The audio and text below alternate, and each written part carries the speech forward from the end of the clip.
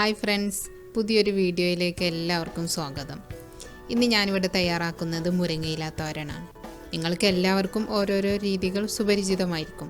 എന്നാൽ ഞങ്ങളുടേതായിട്ടുള്ള ഒരു സാധാരണ രീതിയാണ് ഇവിടെ പരിചയപ്പെടുത്തുന്നത്. ഏറ്റവും കുറഞ്ഞ ഇൻഗ്രീഡിയൻസ് വെച്ചിട്ട് പെട്ടെന്ന് തയ്യാറാക്കാൻ പറ്റിയതാണ് മുരിങ്ങയില തോരന്. ഇലകൾക്ക് പൊതുവെ വേവ് വളരെ കുറവാണ്, പ്രത്യേകിച്ച് മുരിങ്ങയിലേക്ക്.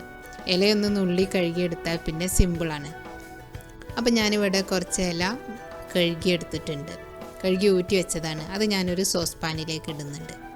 ഇതിലുള്ള മുഴുവൻ വെള്ളം പോയിട്ടില്ല. ഈ ഇല ഒന്ന് വെന്ത് വരാനുള്ള വെള്ളം ഇതിൽ ബാക്കിയുണ്ട്. അപ്പം നമുക്ക് ഇതിലേക്ക് ആവശ്യത്തിനുള്ള ഉപ്പ് കൂടി ചേർത്ത് കൊടുക്കാം. ഇനി അടച്ചു വെച്ചതിന് ശേഷം മീഡിയം ടു ലോ ഫ്ലെയിമിൽ വേവിച്ചെടുക്കാം. ഞാൻ തീ ഓണാക്കുകയാണ്. അപ്പോൾ ഇത് വെന്ത് വരുമ്പോഴേക്ക് നമുക്കിതിലേക്ക് ഒരു അരപ്പ് തയ്യാറാക്കണം. അരപ്പ് തയ്യാറാക്കാൻ പോകുമ്പം ഇടയ്ക്കൊന്ന് ഇളക്കി കൊടുക്കാൻ മറക്കരുത് കേട്ടോ. ഒരു 2-3 മിനിറ്റ് കഴിഞ്ഞതിന് ശേഷം തുറന്നിട്ട് ഒന്ന് ഇളക്കി കൊടുക്കാം. ഇപ്പോൾ ഇലയെല്ലാം നന്നായിട്ടൊന്ന് ചൂടായിട്ട് പാത്രത്തിലേക്ക് നന്നായിട്ട് അടിഞ്ഞിരിപ്പുണ്ട്. അപ്പോൾ ഇനി തേങ്ങ തയ്യാറാക്കാം. തേങ്ങയിലേക്ക് ഞാനിവിടെ 4 ചെറിയുള്ളിയും എരിവിന് 3 പച്ചമുളകും എടുത്തിട്ടുണ്ട്. നീളൻ മുളകായതുകൊണ്ട് ഞാനൊന്ന് കട്ട് ചെയ്യുകയാണ്. മിക്സി ജാറിലിട്ട് അരച്ചെടുക്കുമ്പോൾ ചിലപ്പം അരയാതെ കിടക്കും. അപ്പോൾ ആദ്യം ചെറിയുള്ളിയും പച്ചമുളകും മാത്രം ഒന്ന് അരച്ചെടുക്കാം. നമ്മൾ കൂടുതൽ സമയം തേങ്ങ നന്നായിട്ട് അരക്കുന്നില്ല, ഒന്ന് പൊടിച്ചെടുക്കുള്ളൂ. അപ്പോൾ അതുകൊണ്ടാണ് പച്ചമുളകും ഉള്ളിയും മാത്രം ഒന്ന് ആദ്യം അരച്ചെടുത്തത്. ഇനി തേങ്ങ കൂടി ചേർക്കാം. ഇനി 1-2 സെക്കൻഡ് ഒന്ന് പൾസ് ചെയ്തെടുത്താൽ മതി. ഒരു ചമ്മന്തി പരുവത്തിൽ മതി, അധികം അരയേണ്ടതില്ല. ഇപ്പോൾ ഞാൻ വിചാരിച്ച പോലെ അരച്ചെടുത്തിട്ടുണ്ട്. ഇല ഒരു 3/4 വേവായാൽ തേങ്ങ അതിലേക്ക് ചേർത്ത് കൊടുക്കാം.